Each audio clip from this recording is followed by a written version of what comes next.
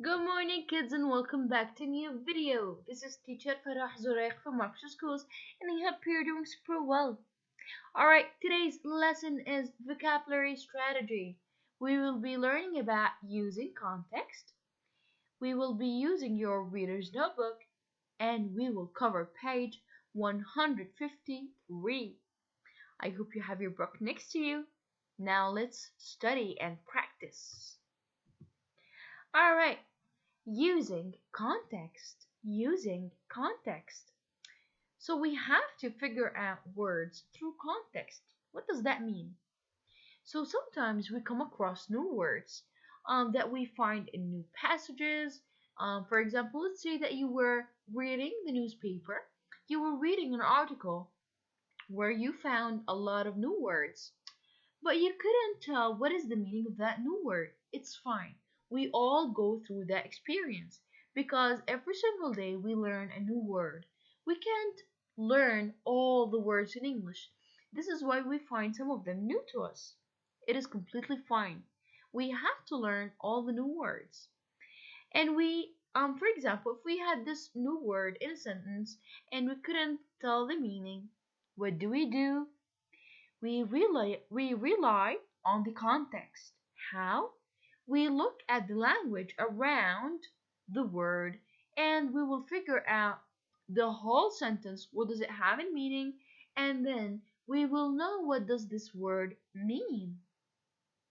So you will try to figure out the meaning of the hard word through the sentence or the meaning of the whole sentence using the language that surrounds the word. Now let's see how. So we can determine the meaning of unfamiliar words using context clues. We can find clues in sentences and in pictures. So over here, the climbers reached the what peak after many hours of climbing. What is the meaning of peak? Look at this mountain. If you started climbing from here and you climbed your way till the top. So what is the meaning of peak? The pointed top of a mountain. So how did we find out the meaning of the word peak? Using the sentence and the picture.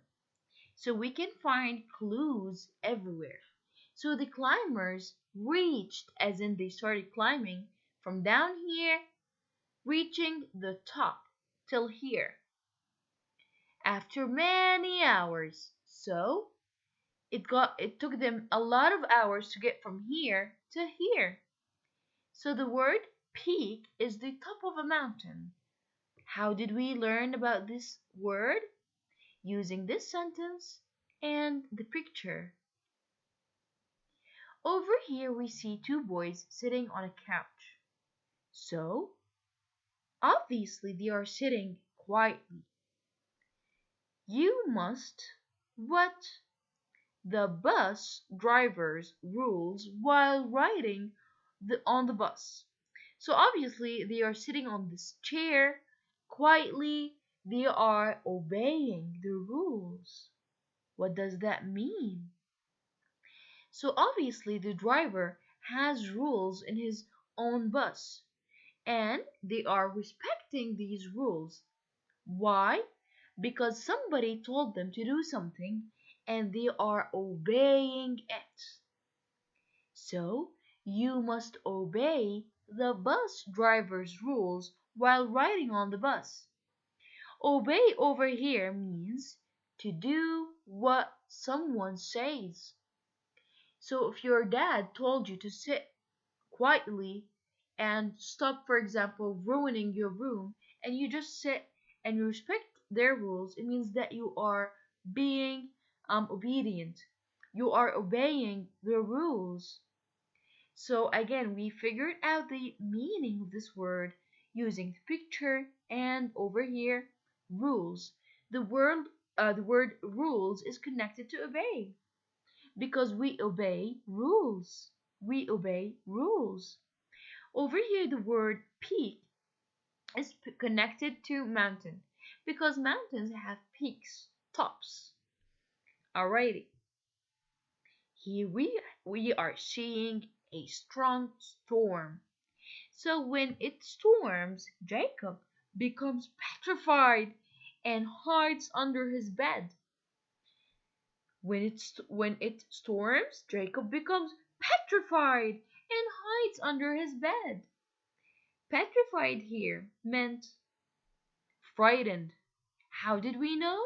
Because we get sometimes petrified whenever we hear a strong storm or a strong thunder or lightning. So it scares us. So we become frightened. Frightened. All right. See how did we learn all about the new words using the picture and the sentence? Alrighty. Over here we are seeing this. Okay, so my parents forbid me from playing video games on school nights. My parents forbid me from playing video games on school nights. Are you allowed to play video games on school nights? So your parents have forbid you. What does that mean? That they didn't allow you to play video games. So forbid means didn't allow or do not allow. So my parents forbid me from playing video games on school nights. Alrighty, now let's practice in your book. Using context. Use clues in sentences in the sentence to find the meaning of the underlined word. Then find the word's meaning in the box. Write the definition on the line. Over here we have these definitions, 6 definitions, and over here we have this word bank. Now let's read them. Something that helps plants grow. Something that helps plants grow. So this is the definition of a word that we'll be talking about either planting or how to make plants grow faster and so on. Or a garden. Okay. Take small bites. This definition will be of a word that talks about food. This is what I'm thinking. Alright. Someone who lives nearby. Who lives nearby? What do we call them? Move quickly. Move quickly. Speak with anger. Speak with anger. Lucky.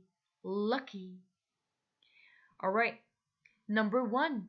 I like to nibble the carrot. I eat it like a bunny.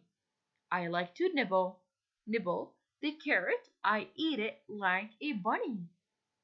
Okay, so how do rabbits or bunnies eat carrots? They eat it in a small way where they take small bites and then they keep eating bites the carrots, sorry, from everywhere, up and down, like right and left, and they keep taking what? Small bites. They take small bites. So what is the meaning of nibble?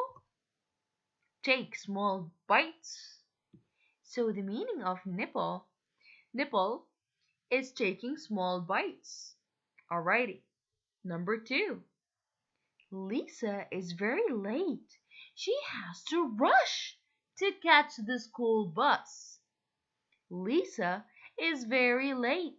She has to rush to catch the school bus. So what do we do to catch the school bus if we were very late? What do? We move quickly. We move quickly. So what do we have to do to catch the school bus if we were late? We move quickly. Number 3. Please don't scold me. I didn't mean to drop the cup. Please don't scold me. I didn't mean to drop the cup. Okay, a new word. What do we do? What do you ask others to do? Please don't shout at me. I didn't mean to drop the cup. Or please don't be angry with me. I didn't mean to drop the cup. So which of these definitions talk about not speaking with anger over here? So scold means speak with anger. Please don't speak with anger with me. I didn't mean to drop the cup. See? So scold meant speak with anger. Number 4. Jake is our neighbor. Neighbor as in the person who lives nearby. He walks to my house to play. Walks. So as in he's a very person who lives very nearby. So the distance between us is just um could be done by walking. So Jake is our neighbor. He walks to my home to play. So a neighbor is a person who lives nearby. Number 5. Dad uses fertilizer in the garden. He wants plants to be healthy. Fertilizer. What does that mean? So he's using this thing in the garden and this material makes the plants healthy. And Dad is using it to make the plants healthy. What does it mean? Which of these definitions talk about making plants healthy and grow? So, a fertilizer in the garden is something that helps plants grow. Number 6. My sister has the flu. I feel very fortunate that I didn't catch it. I feel very fortunate. She's super happy that she didn't catch the flu because her sister had it. It means that she was lucky. She was lucky. Fortunate means lucky. She was super lucky not to catch the flu. Again, nibble. Nibble means to take small bites. Rush, as in to move quickly. Scold, speak with anger. Neighbor, someone who lives nearby.